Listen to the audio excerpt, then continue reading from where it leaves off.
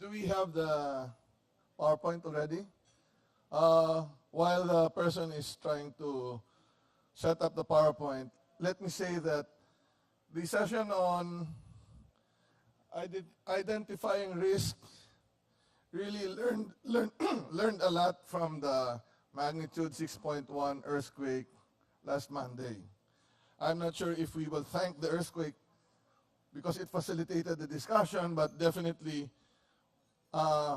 those who attended the workshop shared their experiences, their observations, and they have identified some of the gaps based on what transpired during Monday's event.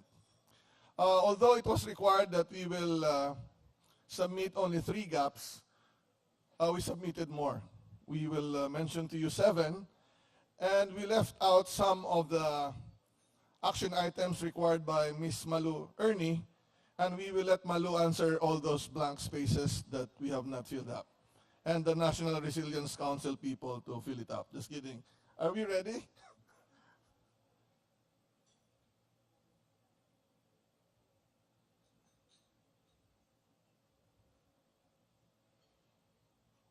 Can someone sing first? Okay, here we go. The first workshop is on identifying the risk. And as I mentioned, people related their experiences last Monday's earthquake and felt that there are issues that we need to address, and we have considered this as gap. The first thing is the need for structural audit of all buildings. And the important thing to do is make sure that we have we ascertain whether the structure can withstand certain intensities, to understand or establish how certain buildings will behave during earthquakes, and also the results should be made to the tenants or to the occupants. The proposed partners are listed, but let me go to gap number 2, which is related to gap number 1. And the thing is the need to identify the threshold of evacuation for buildings.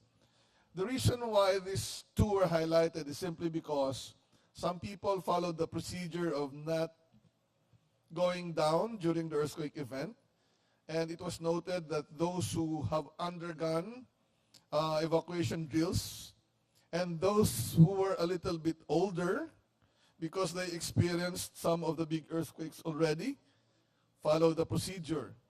But those that were a little bit younger and did not experience the large earthquake events like the 1990 earthquake or the other earthquakes just went down without observing the proper procedure.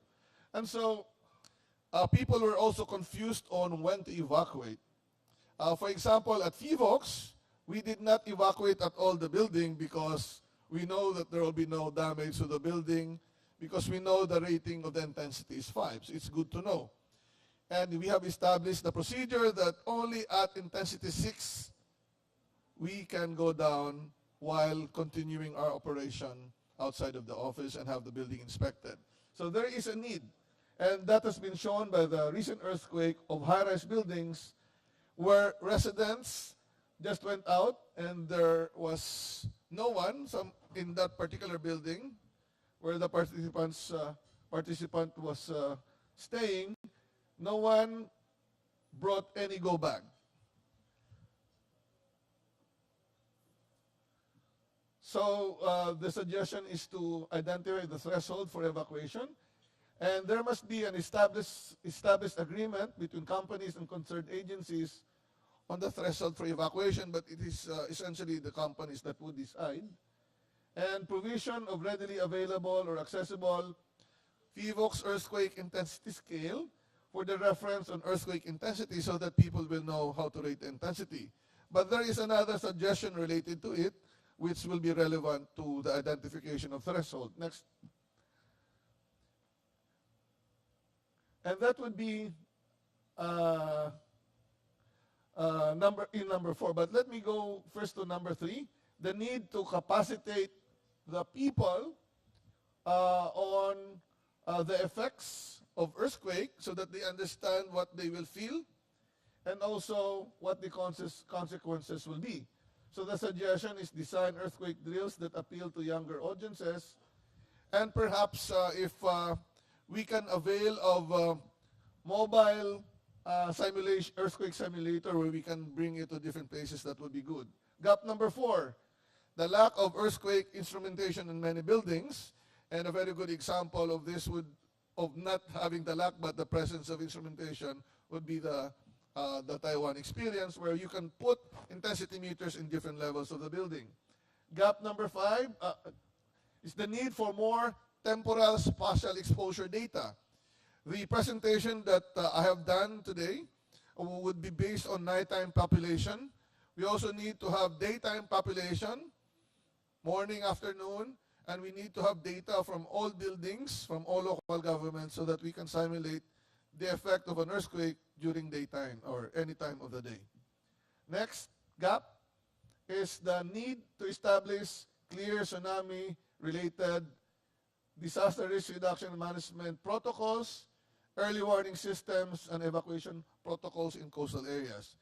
We need to have more communication warning for the coastal residents and for people to evacuate, what to do, whether they would do vertical evacuation or not. But if they will do vertical evacuation, they need to assess buildings selected for vertical evacuation. So those are the gaps, and some of the actions are already stated there, which will be provided to the organizers. Thank you very much.